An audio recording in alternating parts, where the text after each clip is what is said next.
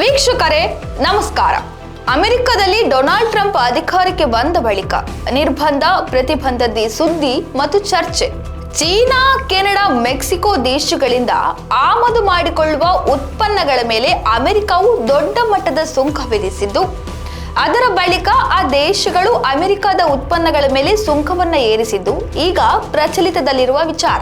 ಜೊತೆಗೆ ಅಮೆರಿಕ ಹಿಂದೆ ಕೆಲವು ದೇಶಗಳಿಗೆ ಕೊಡುತ್ತಿದ್ದ ನೆರವುಗಳಿಗೆ ನಿರ್ಬಂಧ ಹೇರಿದೆ.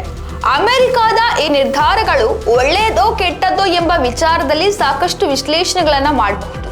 ಆದ್ರೆ ಜಗತ್ತಿನ ಎಲ್ಲಾ ಕಡೆಗೆ ತನ್ನ ಬಾಹುವನ್ನು ತೆರೆದೇ ಇರುತ್ತಿದ್ದ ಅಮೆರಿಕವು ಇದೇ ಮೊದಲ ಬಾರಿಗೆ ಮುಚ್ಚುತ್ತಾ ಬರುತ್ತಿರುವ ಅನುಭವ ಆಗ್ತಾ ಇದೆ. ಹಾಗಾದ್ರೆ ಮೊದಲು ಹೀಗಿರಲಿಲ್ಲವಾ ಎಂದು ಕೇಳಿದ್ರೆ, ಆಗಲೂ ಅಮೆರಿಕ ನೇಷನ್ ಫಸ್ಟ್ ಎನ್ನುತ್ತಾನೆ ಇತ್ತು. ತನ್ನ ದೇಶದಲ್ಲಿ ಉತ್ಪಾದನೆಯಾಗುವ ಯಾವುದೇ ವಸ್ತುಗಳನ್ನ, ಅದು ಕೃಷಿ ಉತ್ಪಾದನೆ ಆಗಿರಲಿ, ಯುದ್ಧೋಪಕರಣಗಳ ಉತ್ಪಾದನೆ ಆಗಿರಲಿ, ಅದಕ್ಕೆ ಬೇಕಾದ ಮಾರುಕಟ್ಟೆಯನ್ನು ತಾನೇ ಸೃಷ್ಟಿಸಿ ಜಗತ್ತಿನಾದ್ಯಂತ ಮಾರಾಟ ಮಾಡುತ್ತಿತ್ತು. ಯಾವಾಗೆಲ್ಲ ಈ ಶ್ರೀಮಂತ ದೇಶಗಳು ಅಂತ ಬಿಂಬಿಸಿಕೊಂಡವರು ಬೇರೆ ದೇಶಗಳಲ್ಲಿ ಈ ರೀತಿಯ ನಿರ್ಬಂಧಗಳನ್ನ ವಿಧಿಸಿದ್ದಾರೋ, ಆವಾಗೆಲ್ಲ ಹೊಸ ಹೊಸ ರೀತಿಯ ಅನ್ವೇಷಣೆಗಳು ಹುಟ್ಟಿಕೊಂಡಿವೆ. ಆರ್ಥಿಕ ಶಕ್ತಿಗಳು ಜಗತ್ತಿನ ಮೇಲೆ ಹೇರಲು ಹೊರಟಾಗಲೆಲ್ಲ ಅದು ಬೇರೆ ಬೇರೆ ರೀತಿಯ ಅನ್ವೇಷಣೆಗಳಿಗೆ ವೇದಿಕೆ ಒದಗಿಸಿದೆ. ಸದ್ಯಕ್ಕೆ ಎಲ್ಲರ ಮುಂದಿರುವ ಉದಾಹರಣೆ ಅಂದ್ರೆ ಚೀನಾ.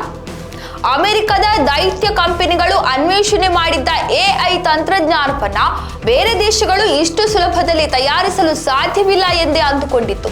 ಯಾವಾಗ ಚೀನಾವು ಡೀಪ್ ಸೀಕ್ AI ತಂತ್ರಜ್ಞಾನವನ್ನ ಫ್ರೀ ಆಫ್ ಕಾಸ್ಟ್ಗೆ ನೀಡಿತು, ಜಗತ್ತೇ ಒಮ್ಮೆ ತಲ್ಲಣಗೊಂಡಿತ್ತು.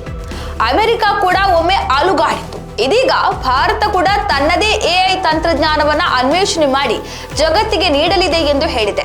ಹೀಗಾಗಿ ಯಾವುದೂ ಕೂಡ ಏಕಸ್ವಾಮ್ಯ ಆಗಿರಲು ಸಾಧ್ಯವಿಲ್ಲ ಎಂಬುದನ್ನ ಸಾಬೀತು ಮಾಡಿದಂತಾಗಿದೆ. ಪಾಶ್ಚಾತ್ಯ ಶಕ್ತಿಗಳ ಅನೇಕ ನಿರ್ಬಂಧಗಳಿಗೆ ಅನ್ವೇಷಣೆಯಿಂದಲೇ ಉತ್ತರ ಕೊಟ್ಟಿತ್ತು ಭಾರತ.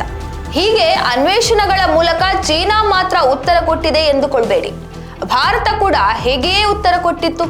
1999ರ ಕಾರ್ಗಿಲ್ ಯುದ್ಧದ ಸಮಯ, ಕಾರ್ಗಿಲ್ ಕಣಿವೆಯ ದುರ್ಗಮ ಪರ್ವತ ಪ್ರದೇಶಗಳ ತುದಿಯಲ್ಲಿ ಕುಳಿತಿದ್ದ ವೈರಿಗಳ ಜಾಡನ್ನ ಪತ್ತೆ ಹಚ್ಚುವುದಕ್ಕೆ GPS ತಂತ್ರಜ್ಞಾನದ ಸಹಾಯವನ್ನು ಅಮೆರಿಕದ ಹತ್ತಿರ ಬೇಕಿತ್ತು.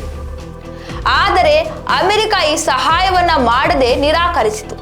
ಇದೇ ಮುಂದಕ್ಕೆ ಭಾರತವು ಇಸ್ರೋ ನೇತೃತ್ವದಲ್ಲಿ ನಾವಿಕ್ ದಿಕ್ಸೂಚಿ ಹೊಂದುವುದಕ್ಕೆ ಪ್ರೇರೇಪಿಸಿತು. ಇವತ್ತಿಗೆ ಮ್ಯಾಪ್ ಮೈ ಇಂಡಿಯಾದಂತಹ ಗೂಗಲ್ ಮ್ಯಾಪ್ಗೆ ಸಂವಾದಿಯಾಗಿರುವ ಭಾರತೀಯ ಕಂಪನಿಗಳು ನಾವಿಕ್ ವ್ಯವಸ್ಥೆಯ ಮೇಲೆಯೇ ನಿಂತಿವೆ. ಹಾಗೆಯೇ 90ರ ದಶಕದಲ್ಲಿ ಭಾರತವು ಪರಂ ಎಂಬ ತನ್ನದೇ ಸೂಪರ್ ಕಂಪ್ಯೂಟರ್ ವ್ಯವಸ್ಥೆಯನ್ನು ಸಾಧಿಸಿಕೊಂಡಿತು. ಈಗ ಅದರ ಸರಣಿಯಲ್ಲಿ ಸುಧಾರಿತ ಅವತರಣಿಗಳೇ ಸಿದ್ಧವಾಗುತ್ತಾ ಬಂದಿವೆ. ಅದರ ಹುಟ್ಟಿಗೆ ಕಾರಣವಾಗಿದ್ದು ಕೂಡ ಅಮೆರಿಕದ ಪ್ರತಿಬಂಧವೇ ಅನ್ನೋದು ಕೂಡ ಇಲ್ಲಿ ಗಮನಿಸಬೇಕಾದ ಅಂಶ. ಇನ್ನು 1998ರ ಪೋಖ್ರಾನ್ ಅಣ್ವಸ್ತ್ರ ಪರೀಕ್ಷೆ ನಮಗೆಲ್ಲ ಗೊತ್ತೇ ಇದೆ. ಅದನ್ನ ಸಾಧಿಸಲು ನಮ್ಮ ವಿಜ್ಞಾನಿಗಳು ಪಟ್ಟ ಕಷ್ಟ, ಅಮೆರಿಕದ ಉಪಗ್ರಹಗಳ ಕಣ್ಣು ತಪ್ಪಿಸಿ ಅಣ್ವಸ್ತ್ರ ಪರೀಕ್ಷೆಯನ್ನು ಯಶಸ್ವಿಯಾಗಿದ್ದು ಈಗ ಇತಿಹಾಸ.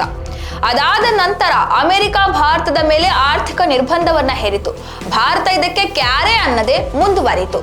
ಮುಂದಕ್ಕೆ ಅಮೆರಿಕವೇ ಭಾರತದ ಮುಂದೆ ಮಂಡಿಯೂರಿದ್ದು ಆರ್ಥಿಕ ನಿರ್ಬಂಧವನ್ನ ತೆಗೆದು ಹಾಕಿದ್ದು ನಮಗೆಲ್ಲ ಗೊತ್ತಿರುವ ವಿಚಾರ. ಭಾರತ ಈಗ ಕ್ಷಿಪಣಿ ತಂತ್ರಜ್ಞಾನದಲ್ಲಿ ಕೂಡ ಆತ್ಮನಿರ್ಭರತೆಯನ್ನ ಸಾಧಿಸಿದೆ. ಇದಕ್ಕೂ ಕೂಡ ನಿರ್ಬಂಧವೇ ಕಾರಣ. 1998ರ ನಂತರದ ಆರ್ಥಿಕ ದಿಗ್ಬಂಧನದ ದಿನಗಳಲ್ಲಿ ಅಬ್ದುಲ್ ಕಲಾಂ ಅವರ ನೇತೃತ್ವದಲ್ಲಿ ಕ್ಷಿಪಣಿ ತಂತ್ರಜ್ಞಾನಕ್ಕೆ ಆತ್ಮನಿರ್ಭರತೆ ಸಾಧಿಸಲು ಮುನ್ನುಡಿ ಬರೆಯಲಾಯಿತು. ಕ್ಷಿಪಣಿ ವ್ಯವಸ್ಥೆಯಲ್ಲಿ ಮೂಡಿ ಬಂದ ಅಗ್ನಿ, ಪೃಥ್ವಿ ಶ್ರೇಣಿಯ ಕ್ಷಿಪಣಿಗಳು, ತೇಜಸ್ನಂತಹ ಫೈಟರ್ ಜೆಟ್ಗಳು ಹುಟ್ಟಿಕೊಂಡಿದ್ದೇ ಪ್ರತಿಬಂಧದ ನೆರಳಿನಲ್ಲಿ ಅನ್ನೋದು ವಿಶೇಷ. ಹೀಗಾಗಿ ನಾವು ತಿಳಿದುಕೊಳ್ಳಬೇಕಾಗಿರೋದು ಇಷ್ಟೇ ಸ್ನೇಹಿತರೆ.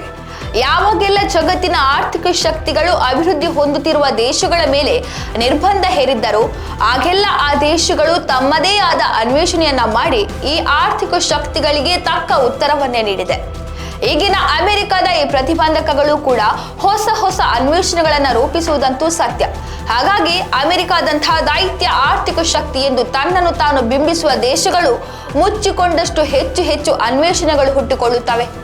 ಇದರಿಂದ ಅಮೆರಿಕದಂತಹ ದೇಶಗಳಿಗೆ ಲಾಭಕ್ಕಿಂತ ನಷ್ಟವೇ ಹೆಚ್ಚು ಅನ್ನೋದನ್ನ ನಾವು ಬಿಡಿಸಿ ಹೇಳಬೇಕಾಗಿಲ್ಲ.